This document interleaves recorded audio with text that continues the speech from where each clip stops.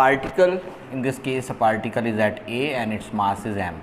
It is continuously moving around this definite point O, maintaining a constant distance r from that point. If a particle continuously moves around a definite point O, maintaining a constant distance from that point, then its motion is said to be circular motion.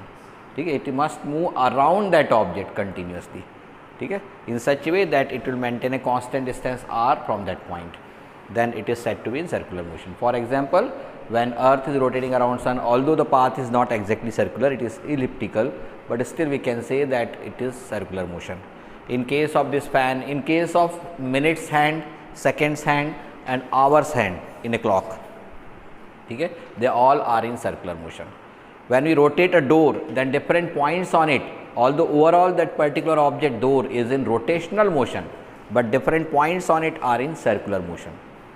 Actually combination of circular motion of different particles is defined as rotational motion.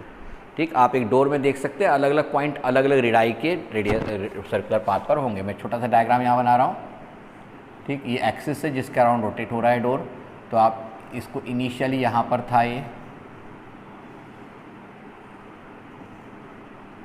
ठीक, और यहाँ से ये rotate होते हुए यहाँ पहुँच गया, यानी ए बी सी डी, ये ओरिजिनल पोजीशन थी डोर की जो शेडेड कर दिया मैंने. इसको आपने रोटेट किया तो इस तरीके से पीछे यहाँ पर ये B1 पर पहुँच गया और ये C यहाँ C1 पर पहुँच गया. ठीक है, then you will observe that different points on it. जैसे एक पॉइंट यहाँ लेंगे आप, ठीक है, तो ये इतने यहाँ से यहाँ तक रोटेट करेगा. ठीक है, ये P से P1 तक, इसकी रेडियस R होगी. इसको कंप्लीट यदि इस तरीके से कंप्लीट करेंगे इसका मोशन, तो it will be in circular motion. So different particles on it are in different circular paths. Their radius will be different, और एक्सट्रीम एंड पर जब होगा, जो B पॉइंट पर होगा, वो इस तरीके से रोटेट होकर वापस पहुंच जाएगा. ठीक है, यदि ये किस टाइप का डोर है, पूरा रिवॉल्विंग डोर है तो. ठीक है, तो the all particles on that particular object are in circular motion और different radii, but overall that object is said to be in rotational motion. ये डिफरेंस है रोटेशनल एंड सर्कुलर मोशन में. Circular motion, in that particular motion particle moves around a definite point, maintaining a constant distance with it. ठीक है, और वो constant distance क्या कहलाती है, radius. We call it radius. ठीक है, तो radius of this path is small r, यहाँ पर ने शो किया हुआ है. ठीक है, ये पार्टिकल जब मूव अराउंड करेगा तो it will move from A to B, B to C, C to D and return back to original position. अभी वेदांत ने एक पॉइंट बोला था कि displacement is always zero. Always ये वर्ड आपको हटाना है. Displacement may be zero, because when it completes one circular path then displacement is zero. But when it completes only half of the path, जैसे A से D तक पहुंच गया, तो distance travelled will be half of the circumference, but displacement is equal to 2r, equal to diameter. ठीक है, तो यहाँ पर डिस्टेंस और डिस्प्लेसमेंट डिफरेंट होंगी. ठीक है, कभी भी इसमें डिस्टेंस और डिस्प्लेसमेंट इक्वल नहीं होने वाली, नेवर. ठीक है, ये इंपॉर्टेंट पॉइंट आपको ध्यान रखना है. ठीक है, when it travels from A to B, then it makes a certain angle del theta at center O, which is called angular displacement. Repeat, angular displacement is angle made by that object which is in circular motion in definite time delta t at center O. Angle subtended by the object in definite time delta t at center O is defined as angular displacement. This angular displacement is del theta. When it completes one circular path, then angular displacement will be 2 pi radian. 2 pi radian. तो यहाँ पर del theta is angular displacement. When it travels from A to B, then it travels along AB arc. So angle which is equal to arc upon radius, पढ़ा है आप लोगों ने. ठीक है, तो angle del theta in that case will be arc AB upon r. ठीक है, ये del theta जो होगा इसकी यूनिट क्या होती है, रेडियन. ये हम पहले पढ़ चुके हैं. तो it will B arc upon radius. Now angular displacement यदि कंटिन्यूसली मोशन में है ये, तो दो तरीके से मोशन में हो सकता है. जैसे आप कभी इस कार को स्टार्ट करते हैं, तो स्टार्ट करने के बाद इनिशियली आप कभी व्हील को देखेंगे तो you will observe that wheels are continuously rolling and increasing their speed. ठीक है, that means they are in non uniform motion. It is not uniform, it is accelerating. ठीक है, तो you can say that is uniformly accelerated motion होगा. तो उस case में उसका omega, that is angular velocity, will also continuously change. What is angular velocity? अब ये पॉइंट आता है. Angular velocity is defined as rate of change of angular displacement with respect to time. जैसा लीनियर मोशन में थी languages वही वही रहेगी सब। वहाँ पर अपन लीनियर बोलते थे, यहाँ एंगुलर बोलेंगे। ठीक है, rate of change of angular displacement is defined as angular velocity. It is denoted by omega, omega बोलते हैं इसको, ओमेगा। ठीक है, it is denoted by omega and it will be equal to del theta upon delta t. जैसे आपने देखा A to B ये delta t time में ट्रैवल किया है, तो एंगल कितना में सब्सटेंड किया उसने, del theta. Then del theta upon delta T will be defined as angular velocity and its unit will be radian per second. Radian is unit for del theta and delta T is second, so radian per second will be unit of omega. इसको और भी छोटे part में ले, जैसे आप बहुत पास दो पार्टिकल ले रहे हैं तो उस कंडीशन में आप ये लगा सकते हैं, limit delta t tends to 0 del theta upon delta T is also equal to d theta upon d t. तो इसका भी आप यूज़ कर सकते हैं। ठीक है, then rate of change of angular velocity is defined as angular acceleration. So angular acceleration alpha is change in angular velocity upon time interval. तो यहाँ delta omega upon delta T और D omega by D T होगा। Units क्या होंगी, इसकी तो radian थी omega, इसकी रेडियन पर सेकेंड हो जाएगी, और एक और सेकेंड का डिवीजन कर रहे हैं तो radian per second square alpha की हो जाएगी। ठीक है, डायमेंशनल इक्वेशन आपको पता है, डिस्प्लेसमेंट एंगुलर डिस्प्लेसमेंट का m0 L0 T0 होगा। For this it will B m0 L0 T-1 क्योंकि ओनली पर सेकेंड आने वाला है, और इसका कितना हो जाएगा m0 L0 T-2। ठीक है, ये इनके डायमेंशनल इक्वेशंस होंगे। ठीक है, तीनों के डायमेंशनल इक्वेशन अलग अलग है। इतना हो गया। अब अपने को इसमें नेक्स्ट क्वेश्चन जो पूछता है, find relationship between angular velocity and linear velocity. ठीक है, find relationship between angular velocity and linear velocity, तो v और ओमेगा इसके बीच में। अब मैं उसके पहले थोड़ा सा बता दूं आपको, यदि आप कभी पत्थर को एक रस्सी से बांधकर रिवॉल्व करते हैं और सडनली वो डिटैच हो जाए तो स्टोन किस डायरेक्शन मूव करता है? क्या it come towards you, or it moves away from you, or it moves tangentially, or it moves anywhere? Tangentially, यहाँ दोनों का आंसर tangentially है। और बाकी आप लोग क्या बोल रहे हो भाई? सभी का, आयुषी का भी कहना है tangentially। सडनली इसने जब छोड़ा तो ये किसकी डायरेक्शन मूव करेगा? लीनियर वेलोसिटी की डायरेक्शन में। तो direction of linear velocity is indicated by the tangent drawn at that point A. तो ये वी ए वैक्टर है, बी पॉइंट पर इस डायरेक्शन में चलेगा, let it be v B vector. आपको मालूम होना चाहिए कि वेलोसिटी की कंटिन्यूसली डायरेक्शन चेंज हो रही है, पर यदि वो यूनिफॉर्म है मोशन तो उनका मैग्नीट्यूड सेम होगा। That means v A mod will be equal to v B mod, although their directions are different but magnitude wise they will remain same. ठीक, और ये इंपॉर्टेंट प्रॉपर्टी होती है यूनिफॉर्म सर्कुलर मोशन की। If an object is in uniform circular motion then there are two things, alpha is 0 and that's why omega is constant, and at the same time linear velocity their direction may change, clear, but their magnitude will remain same। ठीक है, ये तीन चीज़ें important आपको याद रखनी है uniform circular motion के लिए। ठीक है, और अब इसके बाद मोस्ट इंपॉर्टेंट इसका जो फॉर्मूला है, क्वेश्चन है that find relationship between linear velocity and angular velocity, वो अपन करने जा रहे हैं। ठीक है, उसको मैं यहाँ कर देता हूँ। एक इसका आप फोटोग्राफ ले सकते हो क्योंकि मैंने सारी डेफिनेशन सबकी डायमेंशनल इक्वल फ्रिक्वेंसी उसको मैं इसके बाद बता देता हूँ आपको। What is time period? Time period is defined as that time in which it completes one circular path around the centre. दूसरे तरीके से बोलें, to complete one circular path the time which is required by the object is defined as its time period. ठीक है, it is denoted by capital T. यानी A से चला और वापस ए पर आ गया तो उसमें जो टाइम लैप्स होगा that will be defined as time period. And number of rotations completed in 1 second, number of rotations completed per second, we define it as frequency। repeat, number of rotations are revolutions, मैं हिंदी में यहाँ लिख देता हूँ, number of rotations are revolutions completed in 1 second is defined as frequency। यानी frequency क्या है? Number of rotations per second है।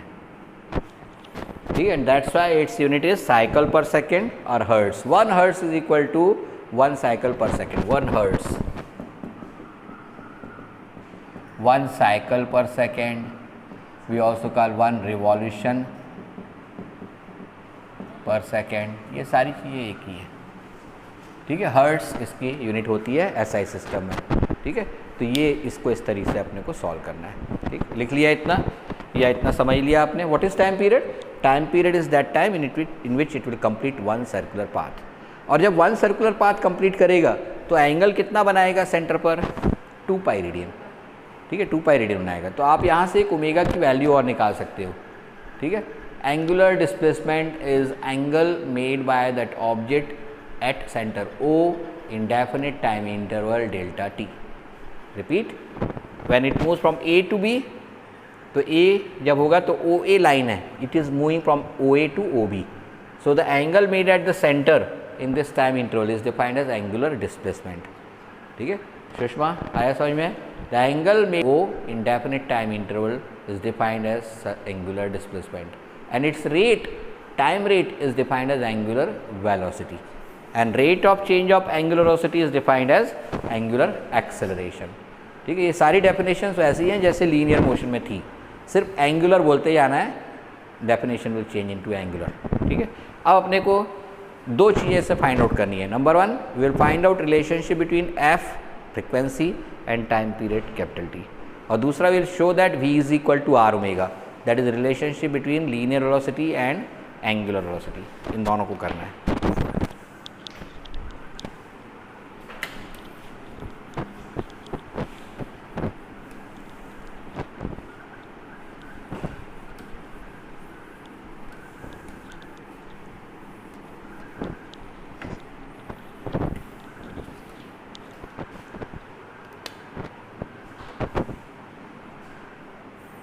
अरे थोड़ा उसको बोलना अगरबत्ती लगा देगा, इधर अगरबत्ती लगा देना जरा। और यहाँ पर अब इसको एक्सेलरेशन ए लिख देंगे इक्वल टू, आर कांस्टेंट है, बाहर आ जाएगा, d omega by D t. R is constant, radius doesn't change, and that's why it will be taken out. Now d omega by D t is angular acceleration, ठीक है। तो उसको definition से लिख देंगे, also d omega by D t is equal to alpha, that is angular acceleration। तो value replace कर देंगे तो a mod इक्वल टू हो जाएगा r इंटू अल्फा। ये सेकेंड एक और एक्सप्रेशन हो जाएगा, ठीक है। एक्सप्रेशन ज़्यादा इंपॉर्टेंट यहाँ तक है, 3 तक, ठीक है। लेकिन यदि पूछ ही लिया कि find relationship between linear acceleration and angular acceleration, तो डिफरेंशिएट करके आप उसको सॉल्व कर लेंगे, ठीक है। फिर से समझने की ज़रूरत तो नहीं है, एक बार बता दूं फिर से आप लोगों को। मैंने क्या बताया कि इनिशियली सर्कुलर मोशन क्या होता है, an object is said to be in circular motion if particle continuously rotates और revolve around a definite point maintaining a constant distance from it. That definite point is defined as centre of circular motion, and that definite constant distance is defined as radius, ठीक है। In this case radius is R and centre is O. Particle is initially at A. In dt time, small time interval delta t, it moves from A to B and makes an angle del theta at center O. So by definition of del theta angle equals to arc upon radius. In this case, arc is AB arc and radius is R. Now del theta tends to जब 0 होगा, very small होगा, tends to का मतलब it moves towards 0, value shrinks and becomes 0. In that case AB arc will also convert into AB displacement। मैंने एक clear बताया था कि आप जितना बड़ा एंगल लेंगे आपको आर्क और डिस्प्लेसमेंट में डिफरेंस दिखाई देगा, पर जैसे जैसे आप एंगल को स्मॉल करते जाएंगे you will observe that arc becomes nearly equal to displacement, ठीक है। तो डेल थीटा बहुत स्मॉल कर देने पर आर्क और डिस्प्लेसमेंट इक्वल हो जाएंगे, ठीक है, नियरली इक्वल हो जाएंगे। So AB arc is nearly equal to AB displacement. तो इसको रिप्लेस कर देंगे 1 में। तो del theta equals to AB mod upon R, divide both sides by delta t. So delta theta upon delta T is equal to AB upon delta t into 1 by R। अब तो बहुत easy है। Del theta by delta t by definition it is angular velocity, del V bye del AB upon delta t is linear velocity. Replace कर देंगे, ये equation 3 आ जाएगा, ठीक है। इसको फिर डिफरेंशिएट कर देंगे दोनों साइड को t के रिस्पेक्ट में, तो dV by dt is equal to d by dt of R omega, dV by dt is equal to mod A होता है लीनियर एक्सेलरेशन, तो उसकी यहाँ पर A पुट कर दिया, R constant as it is बाहर निकाल लिया, d omega by dt is alpha angular acceleration, ठीक है, तो उसको अल्फ़ा पुट कर दिया, आंसर आ गया। ठीक है, तो इस तरीके से आप फाइंड आउट कर लेंगे। ठीक है, अब ये जब पूरा कंप्लीट कर लिया तो इसके सेकेंड पार्ट में क्या होता है, क्या आपने ऐसा कोई रोटेशनल मोशन देखा है जो बाय इटसेल्फ हो रहा हो, अपने आप हो रहा हो। फैन है तो इसको इलेक्ट्रिसिटी देते हैं आप, करंट देते हैं तो उसकी मोटर जो है उसको टॉर्क प्रोड्यूस करती है जिससे वो रोटेट होता है। डोर पर आप फोर्स लगाते हो तो उससे टॉर्क प्रोड्यूस होता है जिससे रोटेट होता है। ठीक है, आपको लगता होगा अर्थ अपने आप रोटेट हो रही है, it seems but it is not so. Earth को भी ग्रेविटेशनल फोर्स ऑफ अट्रैक्शन मिलता है सन से। ठीक है, और सन और अर्थ के बीच जो ग्रेविटेशनल फोर्स है it will provide that required amount of centripetal force. Now we come to a particular term which is called centripetal force. All objects require a definite amount of centripetal force to continuously maintain its circular motion. कोई भी object बिना centripetal force के नहीं घूमेगा। ठीक, atoms में भी होता है। ठीक, एटम्स में जो सेंटर में न्यूक्लियाई है, न्यूक्लियस है, उसके अंदर न्यूट्रॉन्स एंड प्रोटॉन्स है, around it in different orbits there are electrons, there is electrostatic force of attraction between electrons and protons, and due to that electrostatic force of attraction it will gain centripetal force. मैं सब आखिरी में इस point पर आ रहा था that in each case we require centripetal force but it has to be provided to the object. बाहर से कहीं से उसे देना पड़ेगा, सप्लाई करना पड़ेगा। फॉर एग्जाम्पल अभी हम हैंड से फोर्स लगा रहे थे डोर पर, ठीक है, इस पर इसकी मोटर से फोर्स लगा रहे थे। अर्थ और सन के बीच जो ग्रेविटेशनल फोर्स ऑफ अट्रैक्शन है वो कन्वर्ट हो रहा है किसमें, सेंट्रीपेटल फोर्स में। ठीक है, एटम्स की बात करें आपने तो उसमें जो प्रोटॉन्स के अराउंड जो इलेक्ट्रॉन्स रिवॉल्व हो रहे हैं वो इलेक्ट्रॉन्स को सेंट्रीपेटल फोर्स मिलेगा इलेक्ट्रोस्टैटिक फोर्स ऑफ अट्रैक्शन से। तो कोई ऑब्जेक्ट ऐसा दुनिया में नहीं है जो अपने आप घूमे। ठीक, उसको सेंट्रीपेटल फोर्स चाहिए घूमने के लिए और वो किसी एक्सटर्नल मीन से मिलेगा उसको। ठीक, वो एक्सटर्नल मीन उनके बीच लगने वाला सेंट्रल फोर्स हो, बाहर से लगाया जाने वाला फोर्स हो, किसी भी तरीके का फोर्स हो। ठीक है, दैट इज़ रिक्वायर्ड। आपने एक लंबा वायर लिया, उसके एक एंड पर स्टोन बांधा और उसको रिवॉल्व करने लगे तो आप फोर्स किससे दे रहे हो, with the help of your hand. ठीक है, if you stop applying that force then what will happen, जो डोरी है वो आपके हाथ पर गोल गोल आके लिपटने लगेगी। ठीक, आफ्टर रेडियस उसकी रिड्यूस होने लगेगी और आफ्टर सम टाइम वो उसकी जो मोशन है ख़त्म हो जाएगा या ड्रॉप डाउन ही हो जाएगा वो सीधा नीचे। ठीक है, रोटेशन ऑफ अर्थ भी किसके कारण हो रहा है पता है किसी को? ये बहुत अच्छी चीज़ शुभम ने पूछा है कि रोटेशनल किसी भी चीज़ को रोटेट करना। भौरे को आपने टॉप देखा होगा ना, टॉप जिसको रोटेट करते हो। ठीक है, टॉप मतलब वो आता है लट्टू। ठीक है, उस लट्टू को टॉप को जब रोटेट करना होता है तो क्या करते हो आप, उसके अराउंड एक डोरी बांधते हो और उसको तेज़ी से खींचते हो। ठीक है, तो टॉर्क प्रोवाइड करते हो तो उससे रोटेट होने लगती है। अर्थ पर भी ये इसी तरीके से फोर्स एक्ट करता है, लेकिन वहाँ रस्सी नहीं होती, कुछ और होता है। ठीक है, और ज़रा पता लगाना आज थोड़ा सा, क्योंकि अब टाइम है आपके पास में, बहुत टाइम है दिन भर का। ठीक है, उससे पता लगाना कि रोटेशन ऑफ अर्थ का कॉज क्या है। Revolution of earth around sun का तो मैंने बता दिया आपको, force of attraction between sun and earth. Shubham ने बहुत अच्छी चीज़ पूछा है कि रोटेशन ऑफ अर्थ का। ठीक है, तो थोड़ा सा फ्रिक्शन, एयर रेजिस्टेंस, ठीक है, इन सब चीज़ों के बारे में थोड़ा पता लगाना कि उसका क्या इफेक्ट पड़ता है। ठीक है, और फिर अपन उसको देखेंगे, कल अच्छे समझेंगे। पर मैं इस सेकेंड पॉइंट पर आ रहा था। That point is, although we obtain what is velocity, what is angular acceleration, what is angular velocity, all, but how that object rotates, it requires a minimum amount of force which is called centripetal force to maintain its circular motion. Force होगा तो acceleration भी होगा, and that acceleration will be called centripetal acceleration. ठीक है, centripetal acceleration will always act towards center. We denote it by AC. ठीक है, यहाँ से यहाँ पहुँचेगा तो इधर एक्ट करेगा, उसकी डायरेक्शन चेंज हो जाएगी। AC1 है, ये AC2 हो जाएगा, but you will find out that magnitude will remain same. Our next object tomorrow will be to find out that acceleration, that is angular acceleration. ठीक है, इसको हम कल फाइंड आउट करेंगे क्योंकि वो एक बड़ा आर्टिकल है। ठीक है, it will require minimum 30 to 40 minutes. ठीक है, तो उसको अपन कल करेंगे। इस बीच आपसे एक डिस्कशन, कल मैंने आपको क्वेश्चंस दिए थे, ठीक है ना, कुछ लोग